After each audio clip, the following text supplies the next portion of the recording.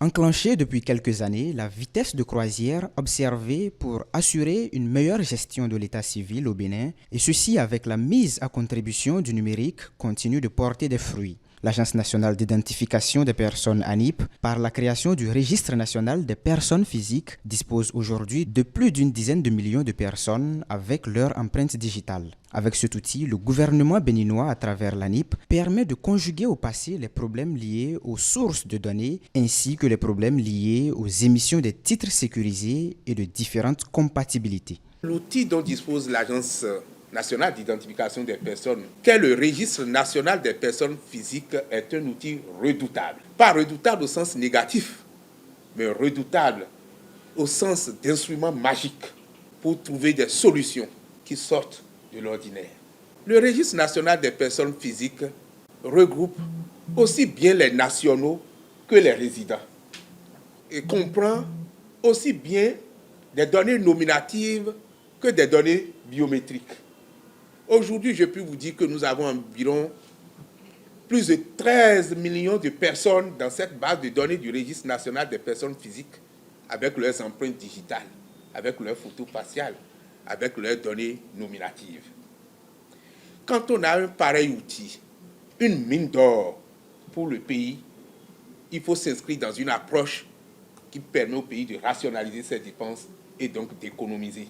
Dans l'exercice de leurs fonctions, certains fonctionnaires de l'ANIP se trouvent être parfois auteurs ou fautifs d'erreurs constatées lors du remplissage des informations d'état civil de quelques citoyens, une situation qui occasionne des plaintes de ces derniers. Le gestionnaire mandataire revient sur les modalités de correction et sur la nécessité de cette phase d'observer une procédure rigoureuse. Ce n'est pas pour rien que les questions de correction de données identitaires à l'ANIP sont devenues de plus en plus délicates, de plus en plus complexes.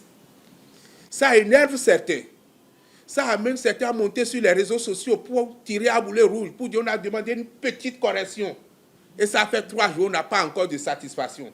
On ne peut pas en avoir lorsque nous adoptons une approche de faire du Registre national des personnes physiques le cœur du numérique pour notre pays. Nous devons nous assurer que plus rien ne se fera dans la précipitation. Mais nous allons également respecter ce qu'on appelle les délais raisonnables. Cyril Goubedi rassure les Béninois que pour 2023, les perspectives de l'ANIP sont bonnes et demeurent focus sur l'atteinte de tous les objectifs, dont principalement la sécurisation des données civiles. On peut même aller jusqu'au carnet de vie, mais c'est un projet d'avenir. Il y a moins de 48 heures que j'ai émis la réflexion et j'ai réuni mes collaborateurs. Nous avons commencé par travailler là-dessus. Et ça peut être vrai, je serai le premier modèle parce que je vais montrer mon carnet de vie avec des titres authentiques. L'ANIP garantit ainsi donc à tout individu enrôlé la correction et la consolidation de ses données personnelles.